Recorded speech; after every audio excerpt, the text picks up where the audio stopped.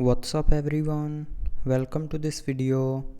In this video I will show you how to set custom ringtones for contacts in Galaxy S25 Ultra. So first of all, open phone app. Now go to the contacts tab and then scroll down. Now from here tap on the contact in which you want to set a custom ringtone and then click on this information icon. Now here click on this three dot more icon and then click on change ringtone or vibration. Now from here select ringtone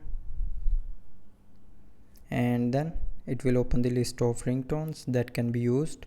So just simply tap on a ringtone to select,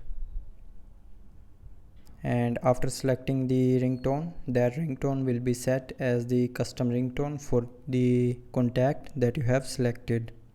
So you can see this contact's ringtone is false troll, and if I open any other contact, so there is no custom ringtone for this contact. So that's how you can set custom ringtones for contacts in Galaxy S25 Ultra. So I hope you liked the video. Thanks for watching.